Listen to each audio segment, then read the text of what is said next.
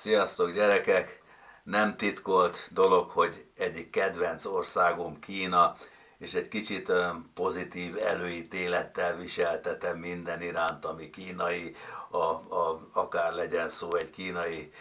gatyaárusról, vagy egy étteremről, vagy valamilyen áruról, ami Kínából származik, mindig is nagyon érdekelt Kína, és ezért olvastam el egy cikket, ami Kínával kapcsolatos. Arról szól, hogy a Kínában egy új jelenség ütötte fel a fejét, ugye hatalmas nagy változások voltak ott, sokkal mélyebben bele merültek a szocializmus építésébe, sőt ők már mondhatni, hogy kommunizmus-szerű volt ugye Mao Zedong alatt, és ugye hirtelen most előjött a piaci világ, és bár még ugye vörös zászló leng az ország fölött, de azért már ők is erőteljesen kezdenek kapitalizálódni, munkanélküliség, az anyagi javak előtérbe helyezése és az ezzel kapcsolatos ilyen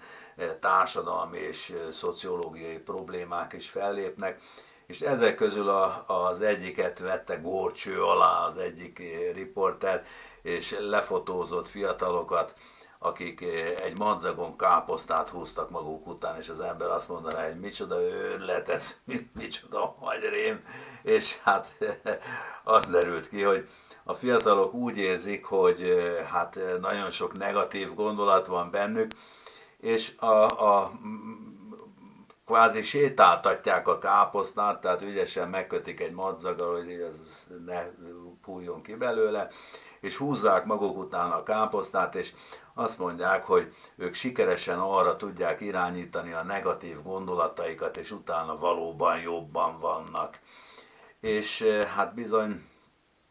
valóban létezik ilyen, lehet ezen nevetni, hogy ugyan már micsoda sületlenség, pedig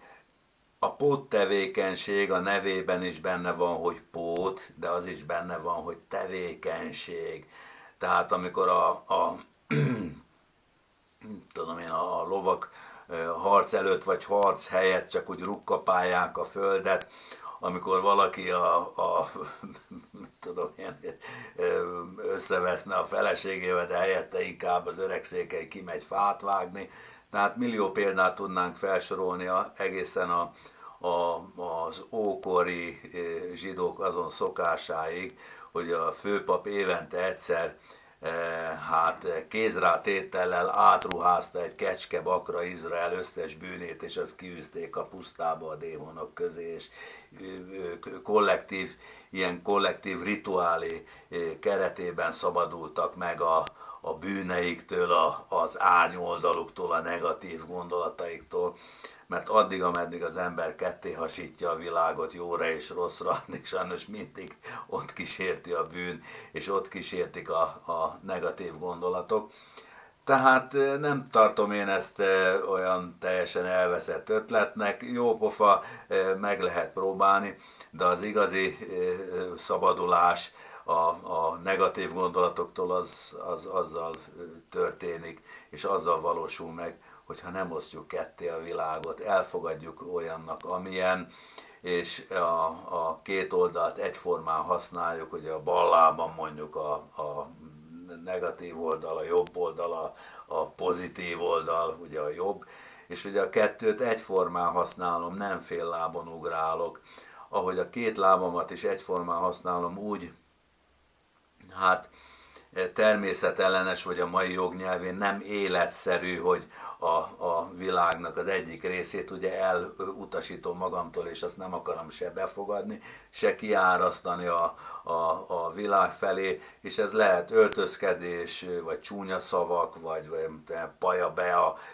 dalait hallottam, és ez csodálatos volt, hogy úgy tudott hát tulajdonképpen pajzán, vagy illetlen, vagy káromkodás számba menő szavakat használni, hogy az embernek egyáltalán nem zavarta a fülét, olyan természetességgel mondta, mint hogyha, tudom én, hát cseresznyéről beszélt volna, vagy bármiféle másról. Tehát ide kell eljutnunk, és akkor nem lesz szükségünk arra, hogy káposztát húzzunk magunk után. Nem kell kivetíteni a külvilágba a negatív dolgokat, azt, amit lehasítunk a világból negatívként, hanem el kell fogadni egységes, osztatlannak, amilyen a Jóisten maga. Sziasztok gyerekek, hello!